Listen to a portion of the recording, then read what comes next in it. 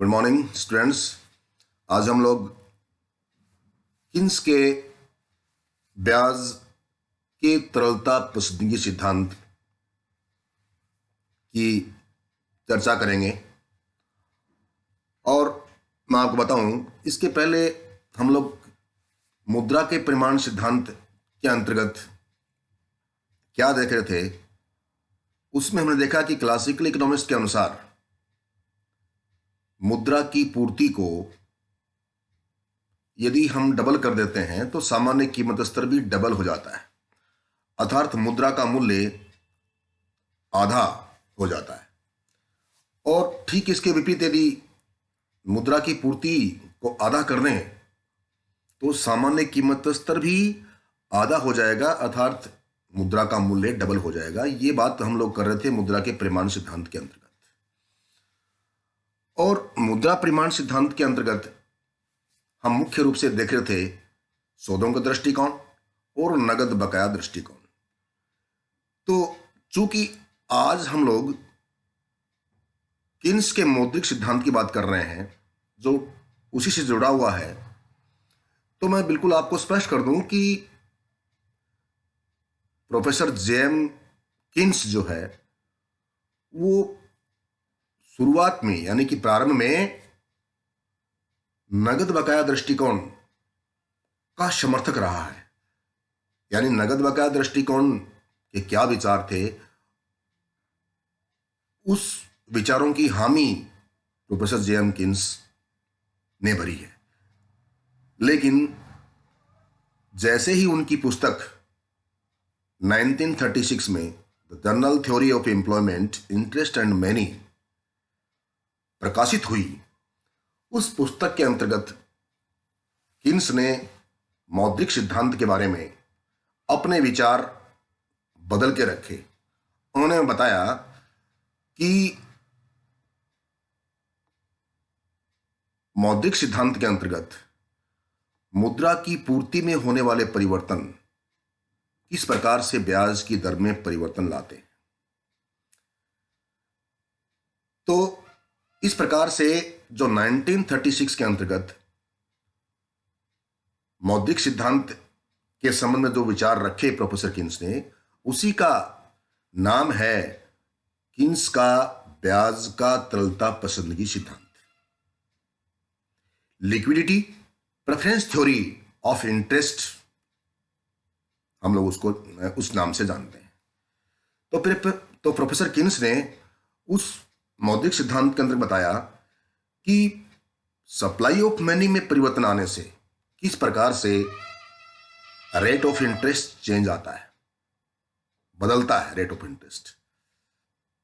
यदि मुद्रा की पूर्ति बढ़ाई जाती है, एग्जाम्पल के रूप में मानिए इसको, यदि मुद्रा की पूर्ति बढ़ाई जाती है तो इसके परिणाम स्वरूप रेट ऑफ इंटरेस्ट गिरती है और इसके परिणाम स्वरूप निवेश बढ़ता है और इसके परिणाम स्वरूप आय, उत्पादन, रोजगार में वृद्धि होती है। इस प्रकार के विचार थे प्रोफेसर किन्स के। तो 1936 में जैसे ही किन्स की पुस्तक प्रकाशित हुई, उस पुस्तक के अंतर्गत ये विचार रखे गए जिसको किन्स का ब्याज का तरलता पसंदगी सिद्धांत के नाम से जाना गया। और किन्स ने इस संबंध में कहा कि ब्याज तरलता के त्याग का पुरस्कार है। और किन्स के अनुसार लोग बाग जो है मुद्रा को कुछ कारणों से नगद रूप में रखना चाहते हैं, नगद रूप में रखना चाहते हैं। यानी कि लोग बाग अपने धन को परिसंपत्तियों के रूप में एवं सिक्योरिटीज के रूप में रखने के बजाय मुद्रा के एक पार्ट को अपने पास नगद रूप में रखना चाहते हैं। यानी हम लोग कह सकते हैं कि इस अर्थ में जो ब्याज दर जो है वो मुद्रा की मांग और पूर्ति से निर्धारित होती है। ब्याज की दर मुद्रा की मांग और पूर्ति से निर्धारित होती है। यहां दो दो बातें आई हैं, मुद्रा की मांग और मुद्रा की पूर्ति, supply of money and demand for money. इन दोनों से रेट ऑफ इंटरेस्ट डिटरमाइन होती है। तो मुद्रा की पूर्ति मौद्रिक अधिकारी द्वारा की जाती है और मुद्रा की मांग हम लोग करते हैं, फर्में करती है, व्यवसाय के रूप में की जाती है।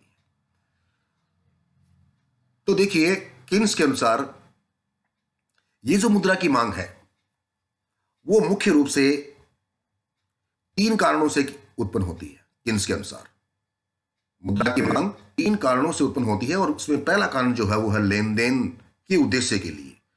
इसको बोलते हैं हम ट्रांजिटिव मोटिव।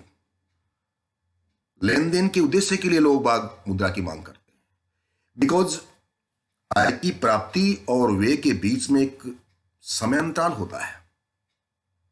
जैसे हमको आय प्राप्त होती है, मान लीजिए कि 1 महीने के बाद में, 2 महीने के बाद में, और चूंकि हमारे व्यय हैं वो डेली होते हैं, हर समय होते हैं, तो उन दोनों के बीच में एक समय अंतराल होता है और इस कारण से लोग बाग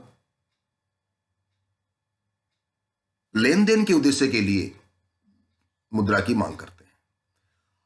और इस लेन देन के उद्देश्य के लिए जो मुद्रा की मांग की जाती है वो ब्याज की दर से बिल्कुल फ्री होती है, यानी कि ब्याज की दर से प्रभावित नहीं होती, बल्कि किससे प्रभावित होती है? आय से प्रभावित होती है, यानी कि आय का प्रभाव पड़ता है इस प्रकार की मांग के ऊपर। लेन देन के उद्देश्य के लिए की जाने वाली मुद्रा की मांग के ऊपर केवल आय का प्रभाव पड़ता है और ब्याज की दर से वो स्वतंत्र होती है, ऐसे मानिए। दूसरा, सतर्कता के प्रयोजन के लिए, सतर्कता के प्रयोजन के लिए भी मुद्रा की मांग की जाती है। देखिए,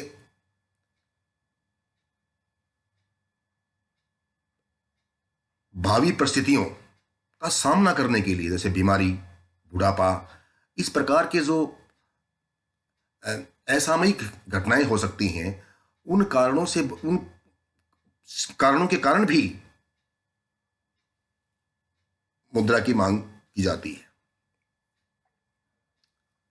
और ये जो मुद्रा की मांग है, सतत प्रिकॉशनरी, इसको बोलते हैं प्रिकॉशनरी मोटिव, इसके लिए भी मुद्रा की मांग जो है वो ब्याज की दर से फ्री होती है, स्वतंत्र होती है, और इसका भी आय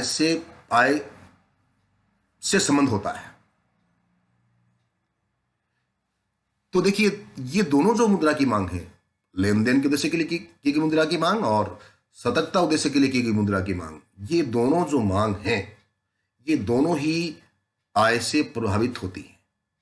तीसरा, सट्टे के प्रयोजन के लिए की गई मुद्रा की मांग, इसको बोलते हैं स्पेकुलेटिव मोटिव। तो लोग बाग क्या करते हैं कि ब्याज की दर में जो परिवर्तन आता है कई बार, उसका लाभ उठाने के लिए भी मुद्रा की मांग करते हैं। ब्याज की दरों में परिवर्तन आता है कई बार, तो उसका लाभ उठाने के लिए लोग बाग मुद्रा की मांग करते हैं। इस अर्थ में देखिए, मैं आपको समझाऊं, हम लोग समझें कि देखिए, ब्याज की दर और बॉन्ड, हम 2 चीजें लेते हैं, ब्याज की दर और बॉन्ड। इन दोनों में आप समझिए अंतर बिल्कुल विपरीत होता है, यानी कि जब ब्याज की दर गिरती है तो बॉन्ड की कीमत बढ़ती है, और जब ब्याज की दर बढ़ती है तो बॉन्ड की कीमत गिरती है। इस प्रकार का रिलेशन होता है इन दोनों के अंतर्गत, यानी कि दोनों में संबंध कैसा होता है? विपरीत संबंध होता है। इस चीज को आप दिमाग में रखिए, तब हम इसको समझ पाएंगे। स्पेकुलेटिव मोटिव को, सट्टे के प्रयोजन के लिए मुद्रा की मांग करते हैं लोग बाग, यानी कि ब्याज के परिवर्तनों का लाभ उठाने के लिए मुद्रा की मांग करते हैं। इसको अपन समझें, जैसे कि एक अपन उदाहरण लें, यदि कोई इन्वेस्टर सोचता है, कोई निवेश करता है, वो सोचता है कि भविष्य में ब्याज की दर बढ़ेगी, भविष्य में ब्याज की दर बढ़ेगी, अर्थात बॉन्ड की कीमत गिरेगी, बॉन्ड की कीमत गिरेगी, तो आज वह मुद्रा की मांग ज्यादा करेगा।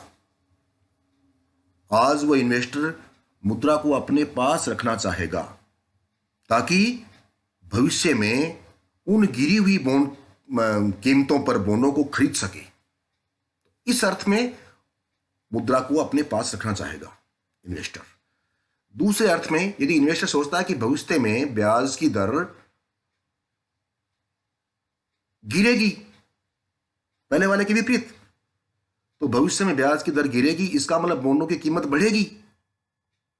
तो इन्वेस्टर क्या करेगी कि आज बॉन्ड खरीद सकता है, बॉन्ड को खरीद के अपने पास रखेगा ताकि भविष्य में बढ़ी हुई कीमतों पर बॉन्डों को बेच सके और इस प्रकार से लाभ कमा सके।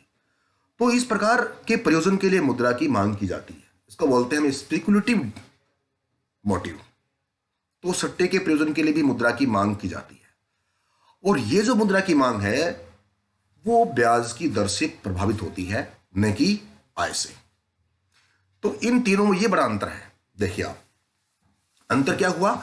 लेन देन के उद्देश्य के लिए की गई मुद्रा की मांग और सतर्कता के उद्देश्य के लिए की गई मुद्रा की मांग, ये दोनों जो मुद्रा की मांग है वो आय से प्रभावित होती हैं। और सट्टे के प्रयोजन के लिए की मुद्रा की मांग ब्याज की दर से प्रभावित होती है। इस प्रकार से मैं इसको पहले को लिखूं, M1 is a function of Y। M1 is a function of Y। तो ये M1 जो है, ये M1, ये जो दोनों उद्देश्य हैं, लेन देन के उद्देश्य और सतर्कता के उद्देश्य, इन दोनों की के लिए की मुद्रा की मांग को बताता है M1। ये जो M1 है, ये लेन देन के उद्देश्य के लिए की मुद्रा की मांग और सतर्कता के उद्देश्य के लिए की मुद्रा की मांग को बताता है M1। दोनों का कंबाइंड रूप से M बताता है। Is a function of Y, या यूं कहें कि M1 is depends on Y, तो कोई अंतर नहीं है। तो M1 is a depends on Y, यानी कि इन दोनों उद्देश्यों के लिए की गई मुद्रा की मांग, लेन देन के लिए और सतर्कता के लिए, वो जो मुद्रा की मांग है वो आय के ऊपर डिपेंड करती है या आय का फलन है। इस अर्थ में हम लोग कह रहे हैं कि M1 is a function of Y। दूसरा, थोड़ा सा इसका ये पिक्चर साफ नहीं आई है, सॉरी, मैं इसको बताऊं आपको। M2 is a function of R। तो ये जो M2 है, ये M2 किसको शो कर रहा है? ये M2 बता रहा है तीसरे वाले उद्देश्य को, यानी कि सट्टे के प्रयोजन के लिए मुद्रा की मांग को बताता है। सट्टे के लिए की गई मुद्रा की मांग हम दिखाएंगे M2 से, और वो M2 इसके ऊपर डिपेंड करता है? R के ऊपर। और R क्या है? Rate of interest. यानी कि सट्टे के उद्देश्य के लिए मुद्रा की मांग जो है वो ब्याज की दर का फलन है, ब्याज की दर के ऊपर डिपेंड करती है। यानी कि ब्याज की दर में यदि परिवर्तन आएगा तो इसमें परिवर्तन आएगा। तो इस प्रकार से इन तीनों उद्देश्यों के लिए की गई मुद्रा की मांग को हम लोग दिखा सकते हैं। एक है M1 is a function of Y और दूसरा है M2 is a function of Y। इस प्रकार से हमारे पास तीनों उद्देश्यों के लिए की गई मुद्रा की मांग आ गई, M1 जिसमें दोनों शामिल हैं और M2। और इन तीनों को यदि हम एक ही रूप में लिखें तो किस प्रकार से लिखेंगे? M is equal to M1 plus M2। यहां पर M क्या है? ये जो M लिखा है शुरू में मैंने, ये M है मुद्रा की कुल मांग, मुद्रा की कुल मांग। और कुल मांग किसके बराबर है? एक तो M1 आ गया। M1 कौन सा? दोनों उद्देश्यों के लिए की गई मुद्रा की मांग, प्लस M2। M2 कौन सा? सट्टा उद्देश्य के लिए की गई मुद्रा की मांग। इन दोनों को यदि प्लस कर दें तो उसको हम लिख सकते हैं M। यानी कि M जो है वो दोनों उद्देश्यों के लिए, तीनों उद्देश्यों के लिए की गई मुद्रा की मांग के बराबर है। इस प्रकार से किन्स ने बताया कि ये जो M है वो तीनों उद्देश्यों के लिए की गई मुद्रा की मांग का योग है, जहां M1 आय से प्रभावित होता है और M2 जो है वो ब्याज की दर से प्रभावित होता है। अब आगे बढ़ें। इसी थ्योरी को यदि हम एक डायग्राम से समझें, प्रोफेसर किन्स के ब्याज के तरलता पसंदगी सिद्धांत को हम लोग समझें, तो देखिए ये जो टीटी OY एक्सिस है और एक है O एक्सिस। तो OY एक्सिस पे हमने लिए हैं ब्याज की दर और नीचे हम ले रहे हैं मुद्रा की मांग। और मुद्रा की मांग में भी हम लोग डायग्राम में देखें आप, एक टीटी लाइन दिखाई हुई है, टीटी। तो ये जो टीटी लाइन है ये कौन सी है?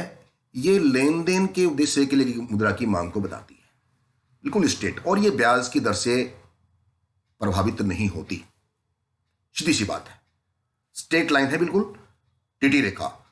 और ये प्रिकॉशनरी डिमांड को बताती है, प्रिकॉशनरी मोटिव को बताती है, सॉरी, प्रिकॉशनरी मोटिवेशन जो है उसको बता रही है। दूसरा, एक टी के पास से एक लाइन जा रही है अपने बाएं हाथ से दाएं तरफ की गिरती हुई, इसको है, ये कौन सा है? ये है स्पेकुलेटिव मोटिव, सट्टा उद्देश्य के लिए की मुद्रा की मांग को बता रहा है। तो इस प्रकार से मुद्रा की जो कुल मांग है, यानी कि टी रेखा है और इस जो वक्र दिया हुआ है एक वलयकार अपने बाएं हाथ से दाएं तक आगे जा रहा है, इन दोनों मांगों के यदि हम कुल मांग के रूप में लिखें तो इसको लिख सकते हैं MD is equal to L1Y plus L2R। तो ये जो L1Y है ये कौन सी मांग है? लेन देन के लिए उद्देश्य के लिए की मुद्रा की मांग और सतर्कता के उद्देश्य के लिए की मुद्रा की मांग, प्लस L2R सट्टा उद्देश्य के लिए की मुद्रा की मांग को बताता है, और इन दोनों का योग जो है वो क्या है? MD। तो इस प्रकार से MD equal to L1Y plus L2R ये मुद्रा की कुल मांग को बताता है। अब देखिए आप, तो ये मुद्रा की कुल मांग है। अब देखिए, मौद्रिक अधिकारी द्वारा सप्लाई ऑफ मनी पैरामीटर में कितनी है? MS। नीचे देखें आप, टीटी रेखा जो है ना, उसके थोड़ा सा आगे बढ़ेंगे तो एक MS रेखा खींची हुई है, वो सप्लाई ऑफ मनी को दिखा रही है। तो ये जो मुद्रा की पूर्ति रेखा है, सप्लाई ऑफ मनी रेखा है, ये मुद्रा की कुल मांग को बिंदु R के ऊपर इंटरसेक्ट कर रही है, काट रही है। तो मैंने आपको पहले बताया था कि ब्याज की दर का निर्धारण जो है मुद्रा की मांग और पूर्ति के द्वारा तय होता है। तो मुद्रा की मांग और पूर्ति दोनों आपस में काट कहाँ रही हैं? बिंदु R के ऊपर। जहां ब्याज की दर का निर्धारण होता है वो बिंदु की, वो कौन सी ब्याज की दर है? OR1 है। यानी कि इस OR1 ब्याज की दर के ऊपर ये सप्लाई ऑफ मनी और ये मांग डिमांड फॉर मनी, तो मुद्रा की मांग और पूर्ति दोनों आपस में कहां काट रहे हैं? बिंदु R के ऊपर, जहां ब्याज की दर OR1 निर्धारित होती है। अब माना कि मौद्रिक अधिकारी द्वारा मुद्रा की पूर्ति में वृद्धि कर दी जाती है और उस वृद्धि करने के परिणाम स्वरूप ये जो सप्लाई ऑफ मनी वाला जो कर्व है वो MS1 हो जाता है, आगे बढ़कर के दाएं साइड बढ़ करके। अब देखिए, अब ये जो उस डिमांड कर्व को मैंने यहां पे बिंदु शो नहीं किया है, R से आप नीचे आएंगे तो वहां पे एक बिंदु पे काट रहे हैं जहां पे ब्याज की दर OR0 तय होती है, OR0 तय होती है। अब देखिए, ये जो OR0 है ये न्यूनतम ब्याज दर है, ये न्यूनतम ब्याज दर है। यानी कि कहने का मतलब ये है कि इस ब्याज दर के ऊपर यदि मौद्रिक अधिकारी मुद्रा की सप्लाई को, मुद्रा की पूर्ति को और आगे बढ़ाएगा तो ब्याज की दर इससे नीचे नहीं जा सकती, क्योंकि किन्स ने बताया है, किन्स के अनुसार यदि मुद्रा की पूर्ति बढ़ती है, याद कीजिए मैं बताया आपको, मुद्रा की पूर्ति बढ़ती है तो ब्याज की दर गिरती है और उसके परिणाम स्वरूप निवेश बढ़ता है और उसके परिणाम स्वरूप उत्पादन, आय, रोजगार इनमें वृद्धि होती है। लेकिन यहां देखिए आप, मुद्रा की पूर्ति बढ़ रही है, कहां से? MS से बढ़कर के MS1 हो गई, तो ब्याज की दर गिरनी चाहिए। लेकिन एक बिंदु के बाद, एक बिंदु ऐसा आता है, उस बिंदु के बाद, एक न्यूनतम ब्याज दर के बाद यदि सप्लाई ऑफ मनी को ज्यादा बढ़ाया जाएगा तो उस बिंदु के बाद ब्याज की दर नहीं गिरेगी, अर्थात इस ब्याज दर के ऊपर मुद्रा की मांग जो है वो अनंत हो जाती है, इनफिनिट हो जाती है। यानी कि व्यक्ति जो है, ये जो स्ट्रेट लाइन दिखाई है, यानी कि इस OR0 के ऊपर मुद्रा की मांग जो है, यूं कह सकते हैं कि पूर्णतया लोचदार हो जाती है और इसी पूर्णतः लोचदार जो एरिया है, इसी को बोलते हैं लिक्विडिटी ट्रैप, तरलता जाल। इस तरलता के जाल में फंस के रह जाना। तो ये न्यूनतम जो ब्याज दर है, इससे आगे ब्याज दर नहीं गिरेगी, चाहे मुद्रा की पूर्ति को कितना ही बढ़ाया जाए। ये है कीन्स का तरलता पसंदगी सिद्धांत।